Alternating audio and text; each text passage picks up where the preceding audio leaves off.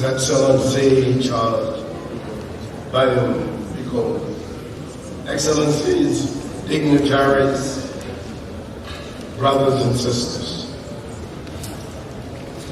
I want to give a special message to Jean Bean for his persistence, excellence, in making sure that I got here.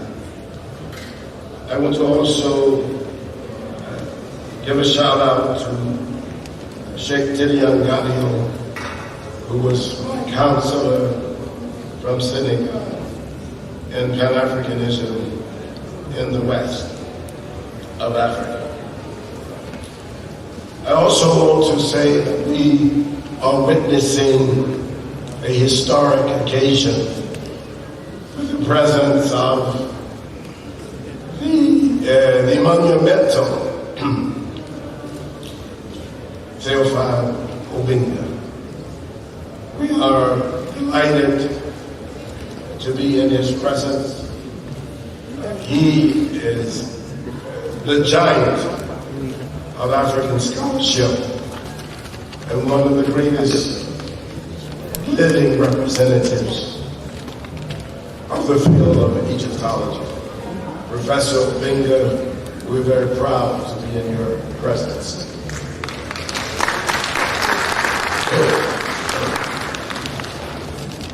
Knowing that Professor Obenga would be here, alongside Professor Biko, I had to think about how I would come to you today. So let me tell you, I arrived here today with Sheikh Anta Diop. I came with Marcus Garvey. I am here with W.E.B. Du Bois. I am here with Antonin Firmin.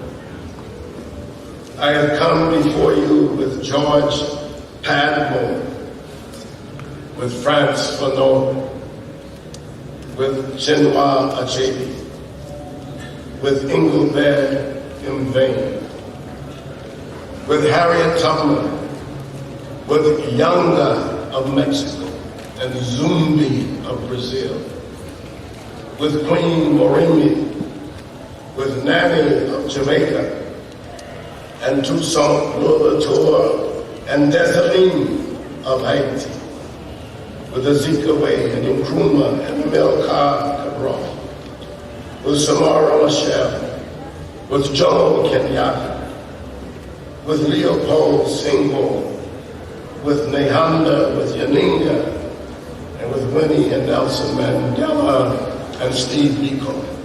So that's who you see here. I am here with them.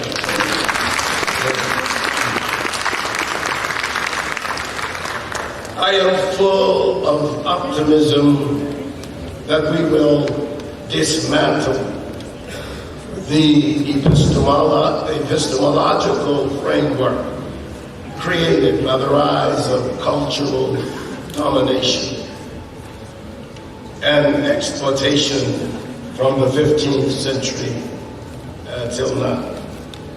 This blueprint outlines how we have been programmed to think about ourselves and the world. One of the most important tasks of the new Africa is to critique our situation, to debate the prison of terms and ideas that have crippled our own assertion of agency. There were no African slaves. There were only enslaved Africans.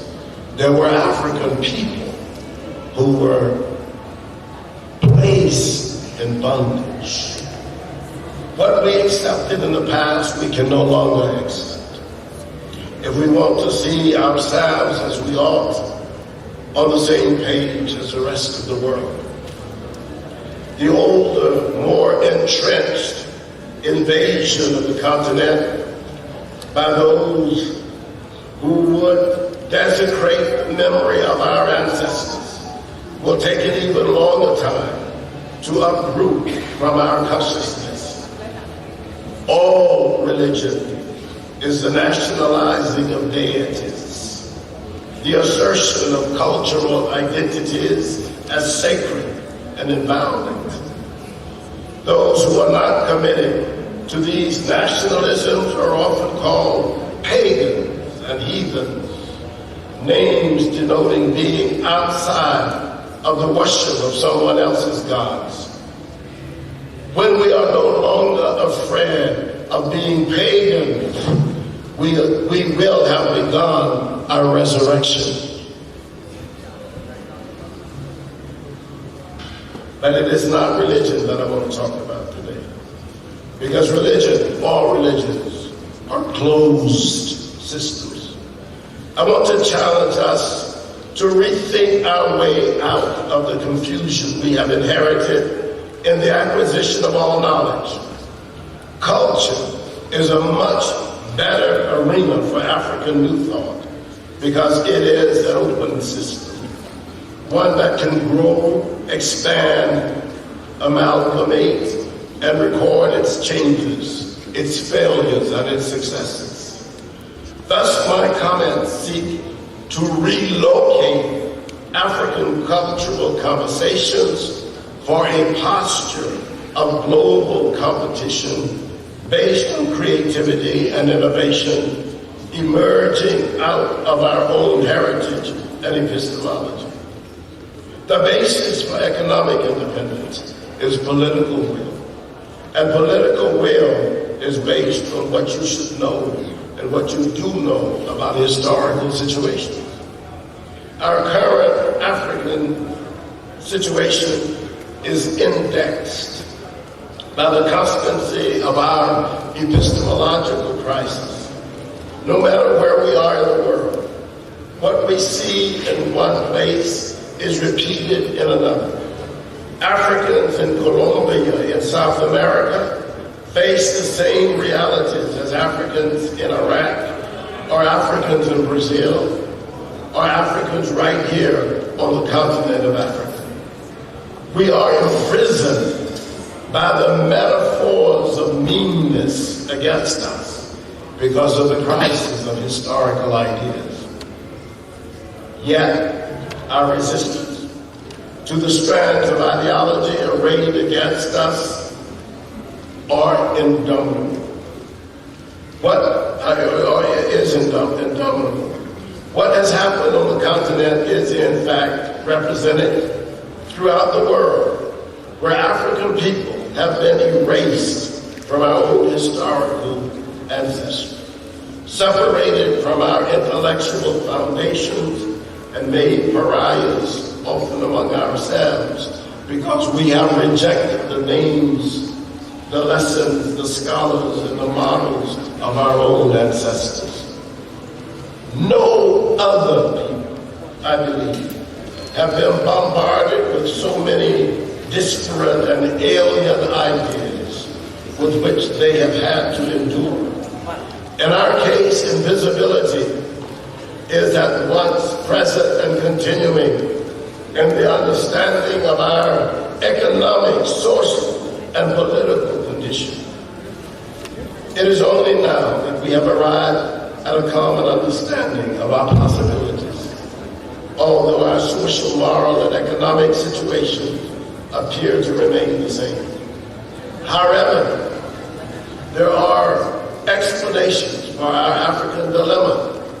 We are indexed in the Book of Humanity on the most depressing pages, placed there by the imaginary racial ladder established firmly by the imperial European and American powers. This condition I refer to as indexicality, which is represented by the quality and constancy of our exploitation, suffering, and oppression.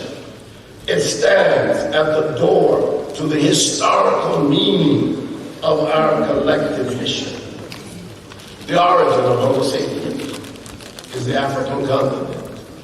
Before Africans, there were no other Homo sapiens. There were hominids, but we know that they disappeared with the coming of the first anatomically modern humans, Homo sapiens. The earliest hominin dates to 7.2 million years ago as the Helenthropus chadensis, found in Chad. But Homo sapiens is about 300,000 years old. At any rate, whether one looks at the origin of the oldest hominin or the origin of Homo sapien, one is still talking about Africa. Today, I cannot cover the entire universe of interaction between Africans and Europeans, Asians and Arab visitors, but it is important to understand the main points that have led us to this junction on the road to intellectual clarity. One begins all discourse of clarity with chronology, because without knowing time, that is a question of when something happened or is supposed to happen. One can never have an appreciation of context. In Western thinking, they call what I'm doing analytic, because I seek to examine concepts that have imprisoned our thinking about ourselves and others. I prefer to call it indexicality, where meaning is dependent on context.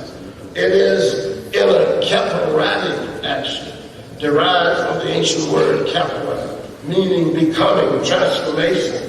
When one emerges into an environment, this is not to be confused with situationality, often applied to ethics, but rather to the being of being in the world of active political responses and demands for collective and individual freedom.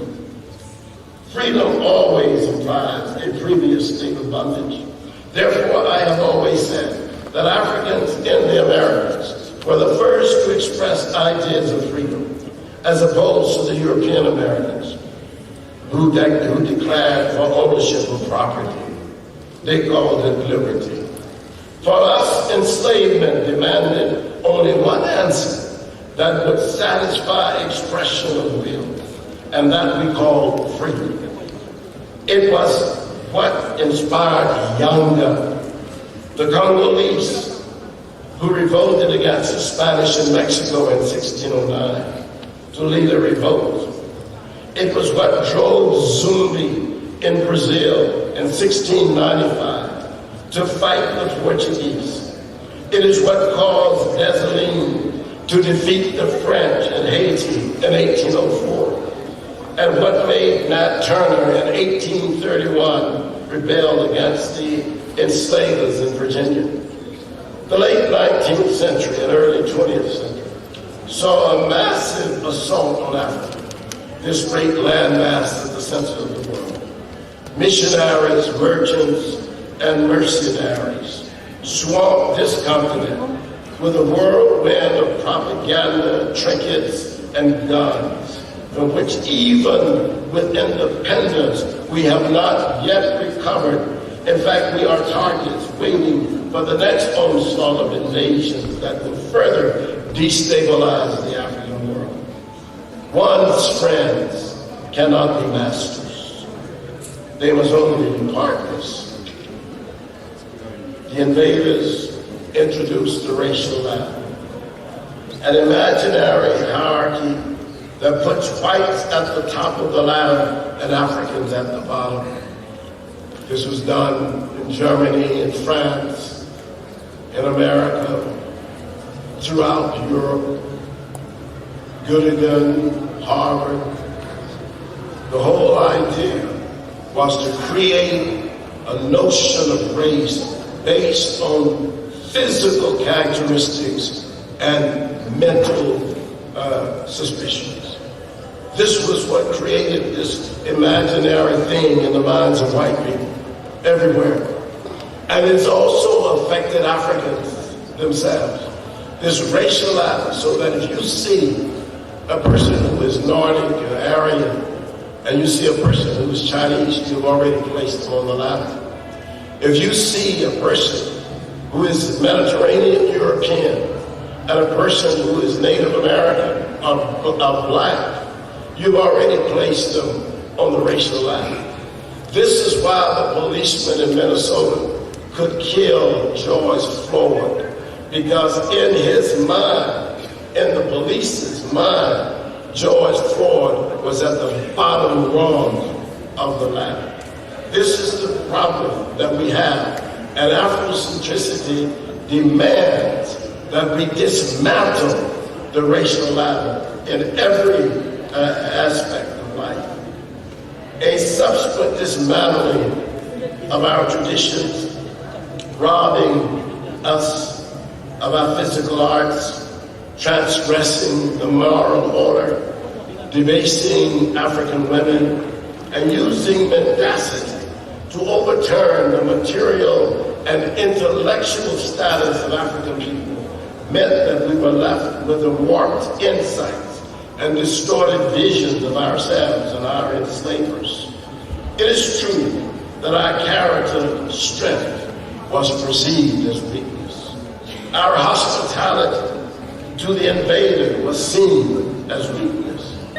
The brutal subversion of Africa's superior moral wisdom was repeated hundreds of times on this continent, where missionaries trashed the idea of respect for elders and gave us children as leaders, those who could only memorize what the whites taught them. The colonizers taught our immature children that Kemet, Nubia, and Ethiopia were not even parts of Africa, and that the Monotapa and the Giza complex in Egypt and Zimbabwe were created by aliens from outer space to rob the continent of its earliest civilization.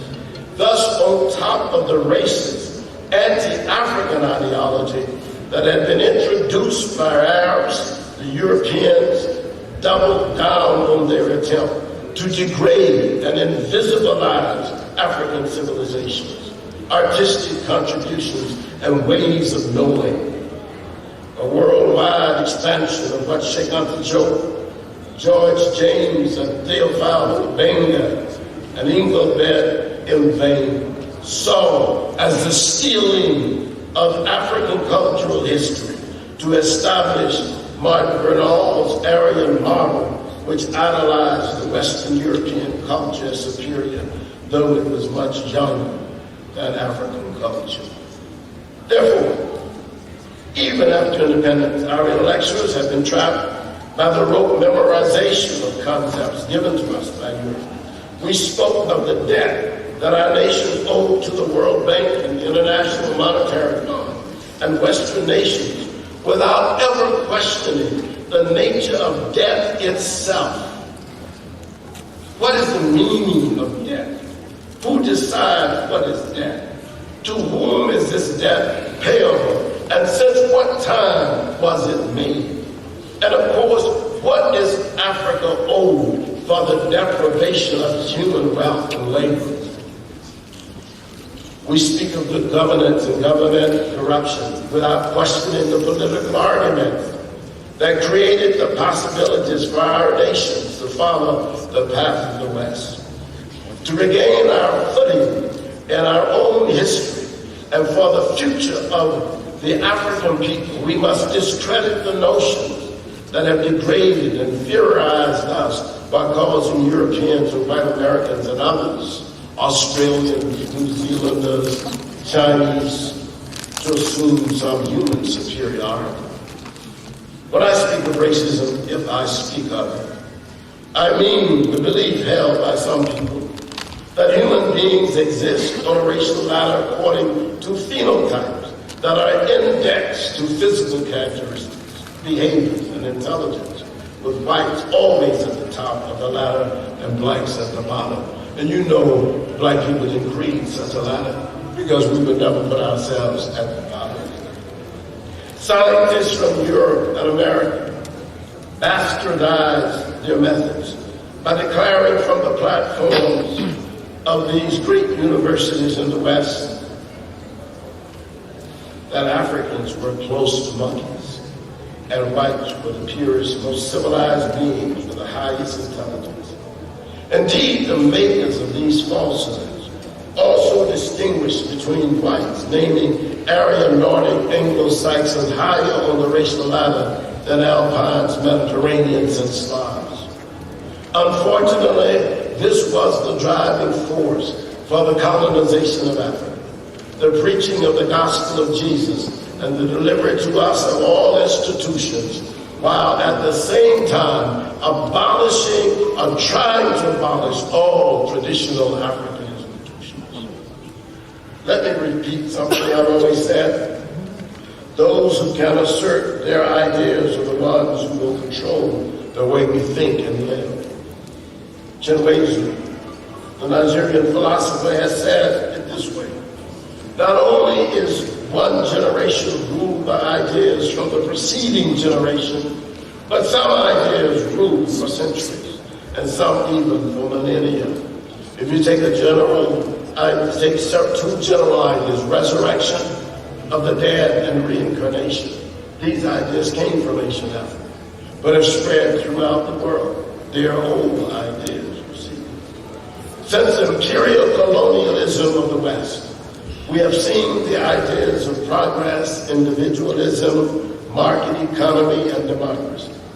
There are many secular gods devoid of spirit that trample over our African culture in a ruthless manner. We worship at the altar of prosperity religion and individualistic heaven, foreign ideologues, European and Eurocentric education, and the unbridled capitalism of the West. Sometimes we deny the Creator the right to speak in African languages or to dwell in our own sacred forests or mountains, preferring to name other languages, places, and people as the preferred of the God. Who decided Ekon Nkong was less sacred and less spiritual than Niagara Falls or Mecca or Jerusalem? Who decided that? Did we decide that? Two existential attacks on Africa in the form of enslavement and colonization have led to the internalization of the ideas, even by Africans themselves, that whites were superior and Africans inferior. So thoroughly was the acceptance of African marginality and peripheralization that Europe was successful in convincing the rest of the world that Africa, the mother continent of humanity and civilization, was a mere child in human civilization terms, when in fact Homo sapiens arose here and tamed the environment, civilized society, and maintained human existence. Thus, African internalization of the lack of agency and the acceptance by other people of a negative narrative about Africa undermine the subject place of African people. The question is, who were the African people without and before the encounter with Europe 500 years ago? Indeed, put more expressly, what were the mechanisms that threw Africa off of its own terms? Who took charge of writing about African culture, religion, and languages? What was the reason that those whose conquest was physical had to be sustained in their minds and in ours in a psychological way? What we need is an African philosophy based upon African values. All philosophies are autobiographical. Afrocentricity is a logical response of Africa people to our own humanity, inasmuch as all reasoning is shaped by theories and concepts. One asks, what is the language and philosophy guiding African understanding of reality? We have to always avoid distorted arguments simply for personal agendas, while realizing that those opposing Afrocentricity are seeking to maintain their dominance. Therefore, they attacked Afrocentricity as a vulgar counter to Eurocentricity, which of course it was not. While Eurocentricity imposed itself as if it were universal, Afrocentricity had no such ambition. However, Eurocentricity Afrocentrists, unable to see their own arrogant positions, often sought to create a disguised posture for Afrocentricity.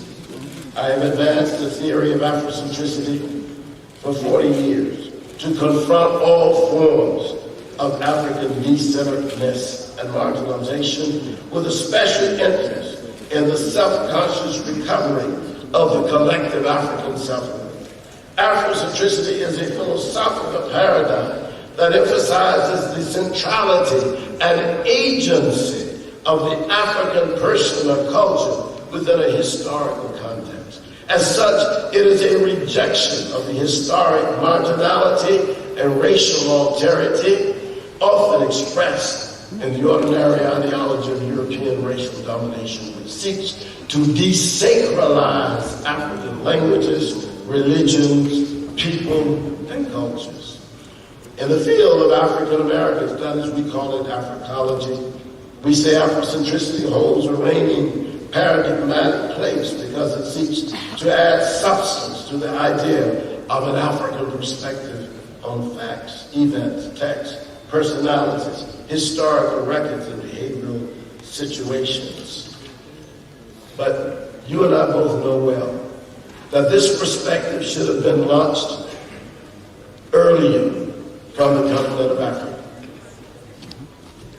And it was launched by me with the support of C.T. Cato, who was a South African who lived in the U.S. But why should it come from those of us, your children, in the diaspora? We went through this situation with Pan-Africanism, you remember?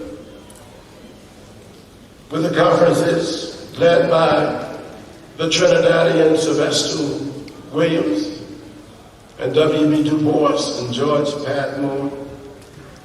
We have to have an Afrocentric education on the continent.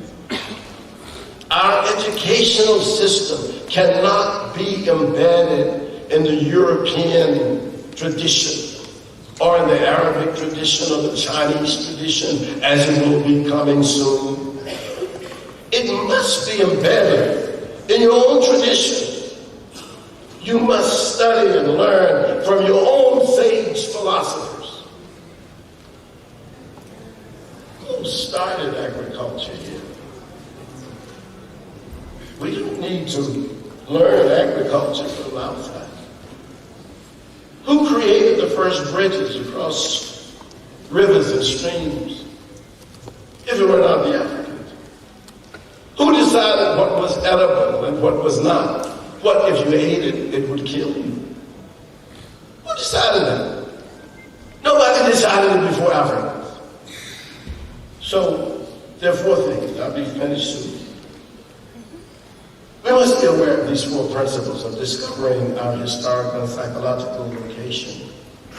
One I call chronological disorientation. Do we know our own temporal conditions? What is 2500 BCE? How does it relate to Homer in 800 BCE? Obenga told us a long time ago. Most of the pyramids were built long before Homer. And they were built in Africa by Africans. Black people built the pyramids. So how does it come to the point that we're also now in a position where we have to debate with people about our own history? Can you imagine the Greeks debating with the Chinese about their own history? It should never have happened that way. But we know it happened because of cultural domination. But now we must assert our own history. That's chronological disorientation. There's a narrative disorientation. Are we aware of the stories about us? Who has written our history? Do you tell your own stories? Have you rewarded those who do tell your narratives? I'll tell you, I visited every part of this continent. And I've been into many universities, and I've never seen an African university. I've seen African people in universities, but I have never seen a university founded on the fundamental intellectual principles of Africa. I've never seen it. I want to see it. I long to see it. It can be done, but we have to have the will to do it. And then the third one is what I call interrogative disorientation. Where are we now? Are we centered in an African context? If not, what conditions have changed our lives? Do we ask when we get ready to do something, is this in the best interest of Africa? That's the only question you need to ask when you're trying to make a big decision. Doing this, is this in the best interest of Africa? Even if you want to marry somebody, is this in the best? You need to ask that question. What decision that I'm making now, what is in the best interest of Africa? And then cultural disorientation. Am I who I say I am?